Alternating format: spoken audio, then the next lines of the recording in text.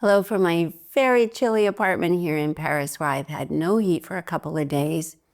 Just makes you appreciate all the blessings and comforts that you have. So it's a chilly morning, but I wanted to get out this message today because there's just so much important good news and things that we don't want to miss, things we don't want to out of habit overlook.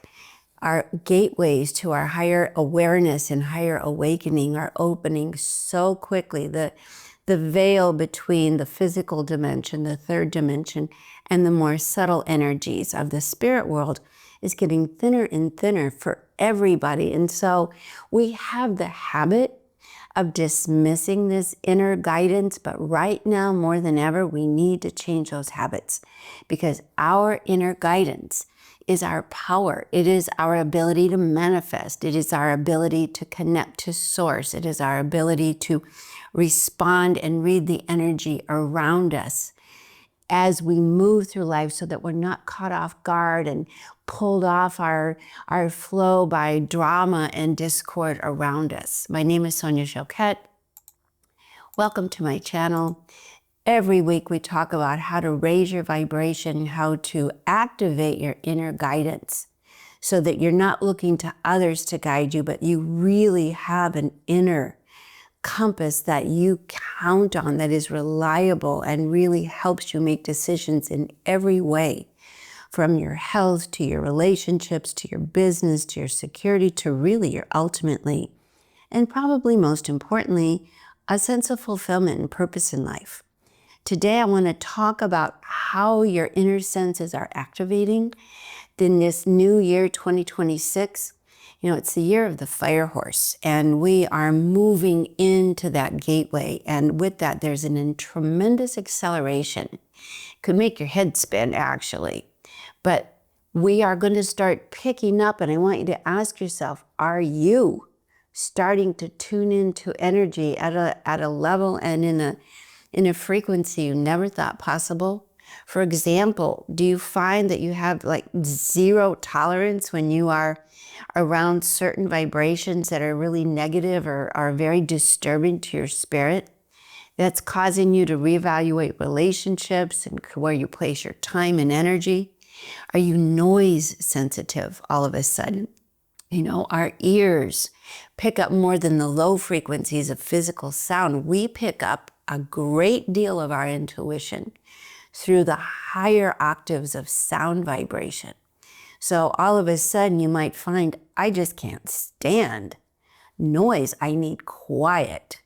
In fact, there's a whole movement of very conscious young people who are just sitting on their couches or in chairs for a good quiet hour doing nothing but sitting in quiet. That's guidance, because the more quiet we are to the outer world, the more we tune out and calm down the intrusive energies coming toward us, the more our inner awareness wakes up and starts to guide us. I was talking to a client of mine who is traveling along the same train route I take a lot between Paris and London, and she said that she had let her phone die. She didn't charge it properly, and all of a sudden she just didn't have the stimulation of going to her phone or listening to music or the news or whatever. She just had to sit in quiet. So first she was frustrated, and then she got really quiet and thought, oh, well, I might as well just rest, meditate, do whatever I can. And she focused on her breath as I had taught her, where you breathe into the count of 4, you hold to the count of 2, and then you exhale, belly to spine, exhale, count of 7. She started doing this over and over again. She had another hour and a half. Pretty soon she kind of dozed off, but she said, I wasn't sleeping. I was aware of where I was. And I got this download, or this sudden inspiration to write a book about my ancestors who were from Northern Ireland and maybe had a connection to the Druids. She said, I just had this almost as if those spirits were talking to me. She said, I've thought about it off and on since I was 20. She was now in her 50s. But this time it was almost like a command. we will help you write. She said, it was so clear that I woke up out of this dream state and I started writing. And the guides immediately came through and wrote, "We are the gateway. We will show you the way to what is higher vibration." And she just started writing. Now she says she's furiously channeling this book. It's writing. She doesn't know where it's coming from, but it's such a clear sense of purpose, and one that's been hovering around her for years, 30 years. So it was that quiet moment where whoosh, the download came through. So if you're looking to connect with your guides, your higher self, you want to connect to some divine sense, it's easier than you think, but you have certain things you need to create to make that possible. And the first of those things is to regulate your breathing so that you quiet your mind. That in for 4, hold for 2, out for 7, hold for 2, 3, 4, 5 rounds of that is a good beginning. When you exhale, you can exhale through your mouth until you regulate, and then you can start doing it through your nose. So try that and comment about that. And if you're interested in channeling and opening up your guided and you want to know what's happening and what about the 5th dimension, this is the year to not be a spectator in the bleachers watching others like me, but to start opening this gateway for yourself. And the other thing that you need is you need the breath and you need quiet. Now, 15, 20 minutes, but consistent quiet. I believe the best quiet is when you get up earlier in the morning. I get up every morning between 4:30 and 5. And interestingly enough, I don't go to bed till about 11, but because I'm working so consistently on keeping an inner calm vibration, I don't need more sleep. Maybe you have found that too.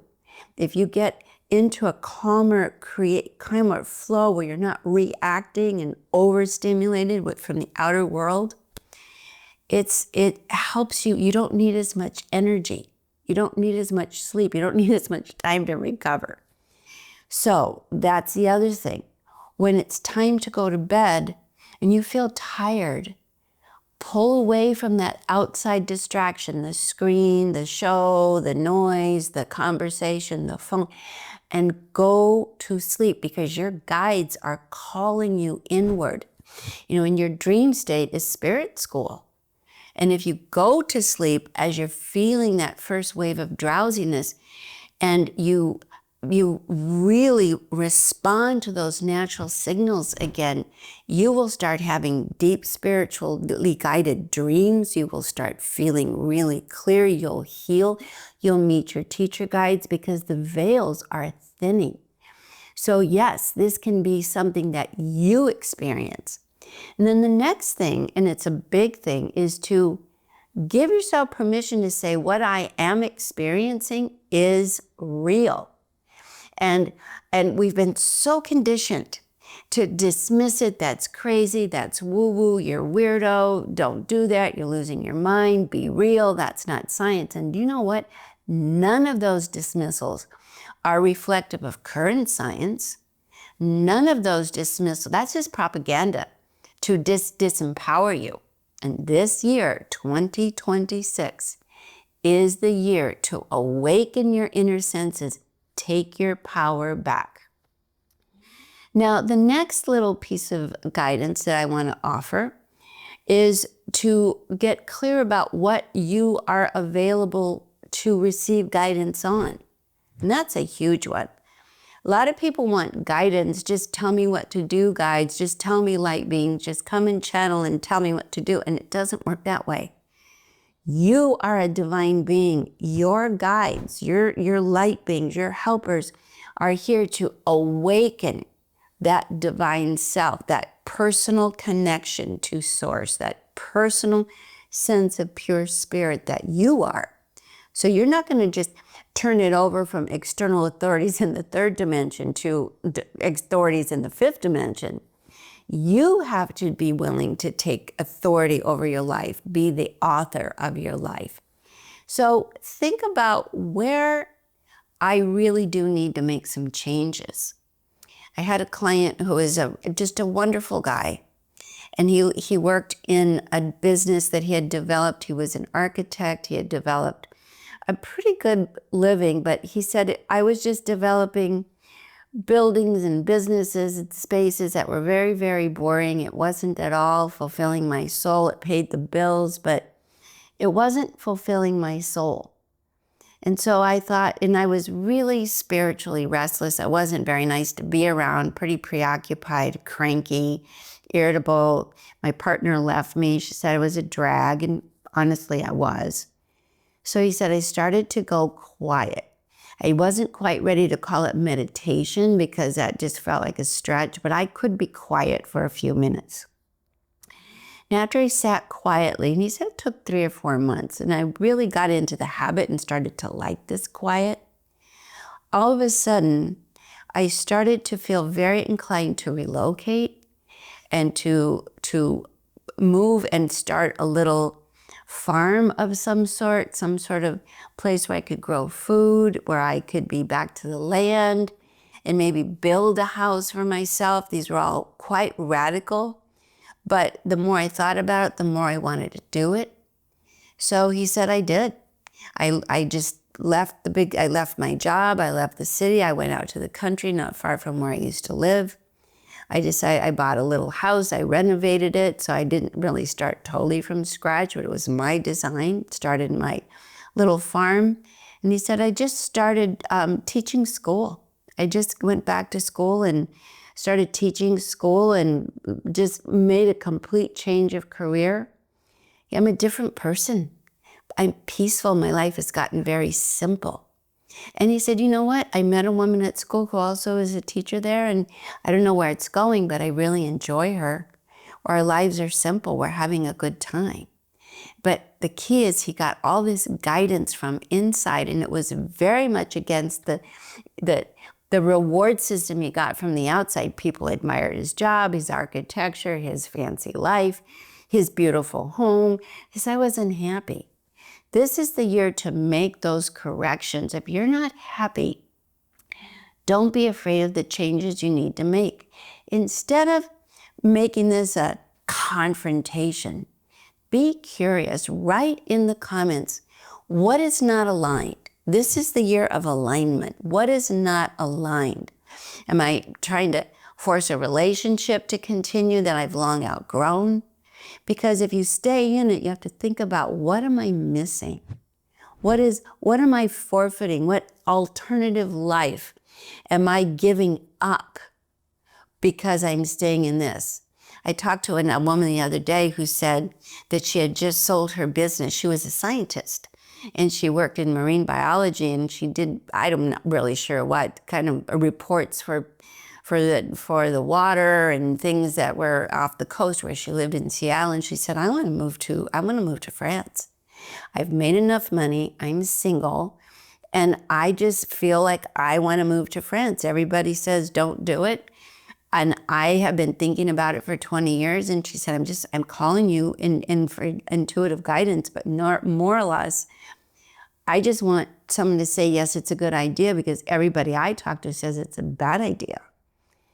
And I said, I would absolutely go for it, because I know inner guidance that is persistent is pulling you back into alignment with the light, the soul you want to be.